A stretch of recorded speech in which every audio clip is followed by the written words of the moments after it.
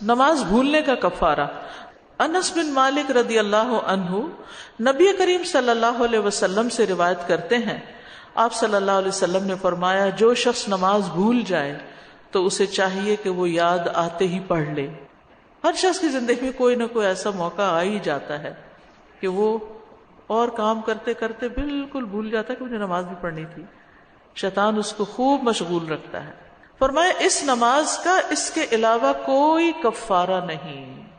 بعض لوگ کوئی مر جاتا ہے تو اس کے مرنے پر ہر نماز کے بدلے کوئی 2.5 کلو گیہوں وہ نمازوں کا فدیہ دینا شروع کر دیتے ہیں۔ نہیں، نماز کا کفارہ نماز ہی ہے، کچھ اور نہیں۔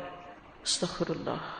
انس بن مالک سے روایت ہے، صحیح مسلم میں اس کا ایک اور ورژن آتا ہے کہ رسول اللہ صلی اللہ علیہ وسلم نے فرمایا، جب تم میں سے کوئی نماز پڑھنے کے وقت اس سے سویا رہے یا اس سے غافل ہو جائے تو جب اسے یاد آئے، 1 دن بعد آئے، 2 دن بعد آئے، 1 گھنٹے بعد یاد آئے، تو وہ نماز پڑھ لے، کیونکہ اللہ تعالیٰ فرماتا ہے اقم الصلاۃ لذکری، اور میری یاد کے وقت نماز قائم کرو۔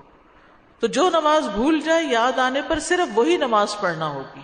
ابراہیم نخی کہتے ہیں جس شخص نے ایک نماز چھوڑ دی 20 سال تک اس کو یاد نہ آیا، تب بھی وہ صرف اسی ایک نماز کا اعادہ کرے گا۔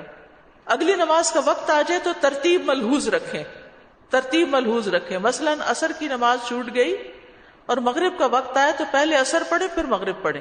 جابر بن عبداللہ سے روایت ہے کہ عمر بن خطاب رضی اللہ عنہ غزوہ خندق کے دن سورج غروب ہونے کے بعد آئے اور وہ کفار قریش کو برا بھلا کہہ رہے تھے۔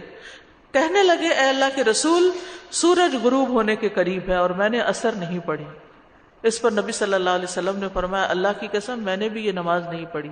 پھر ہم وادی بطحان میں گئے اور آپ نے وہاں نماز کے لیے وضو کیا اور ہم نے بھی وضو کیا، تو آپ صلی اللہ علیہ وسلم نے سورج غروب ہونے کے بعد عصر پڑھی، پھر اس کے بعد مغرب کی نماز پڑھی۔